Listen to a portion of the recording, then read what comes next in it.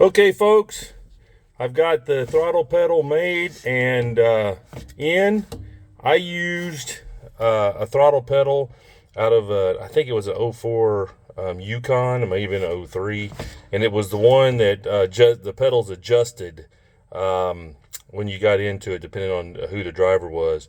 Took all that stuff off. I used the pivot points for the mounting holes for this 3/8 rod. I cut everything, I marked it. That's full throttle. You can see the pedal is exactly where the other pedal was. You can kind of see where the wear is. It's just a little bit different shape. There's space between the brake pedal and the throttle. So just like you're supposed to. It feels just like a throttle. It's got good tension on it, not too much. It's going to be easy to drive. That's a piece of 3/8 rod. Again, I used the pivot points. I welded it into the one that's on the right in this video. I welded that all together, then I hung the pedal, and then I put the pedal to the floor and set it where it was at the floor, and when it came up, it was perfect. So that turned out really well. The plate that I made behind there, I watched a guy, Ugly Truck Experience or something like that. He shows you how to make the plate. I just traced this throttle, this one, and I used the old throttle to mark the holes. Mine actually had threads in the chassis, so I didn't even have to put nuts on the back side. I bolted that down. I actually have bolts on the back side with nuts on between the throttle and the plate to hold the studs in position. It allows me to clear the heads. Nothing looks too unattractive other than that bolt sticking out, which I will cut off when I get done here. But the other issue is, you can see that plug, it's tight, it's not touching, the cable's not too tight. You can unplug it, you can plug it in, and everything works. And there's also enough room, if I had to change that sensor, that I can change that bad boy out too. Hopefully I don't have to do that.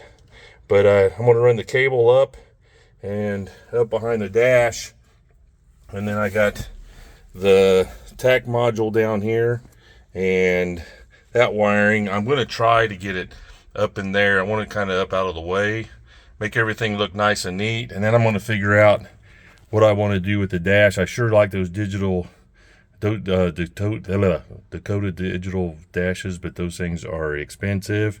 They're almost as much as what I've got invested in the swap right now, so doing pretty good. I've got a cooling fan. I'm going with the mechanical fan.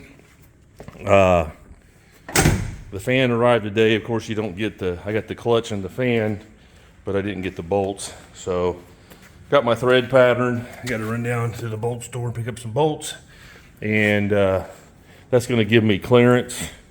I got to measure the fan, maybe see if my shroud's cut out for the right spot, and then figure out how far the fan sticks out here. I was planning on running my air intake over this way.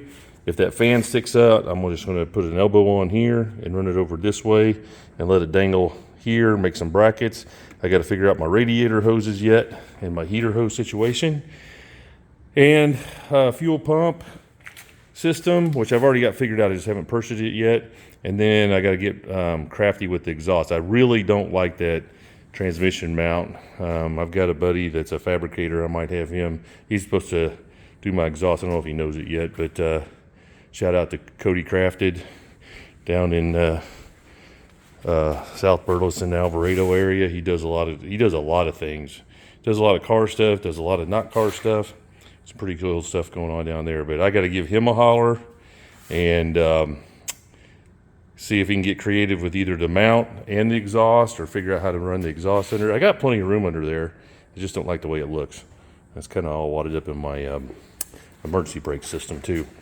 Oh yeah, I got to get the transmission cooling lines where they go into the old C10 factory radiator, because I'm going to use it first.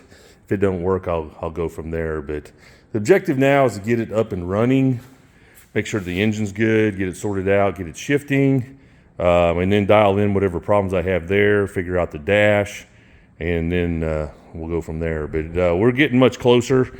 Just a little bit here and a little bit there. I got a lot of other things going on too, as usual. I got another Jeep trip coming up, but C10's coming around.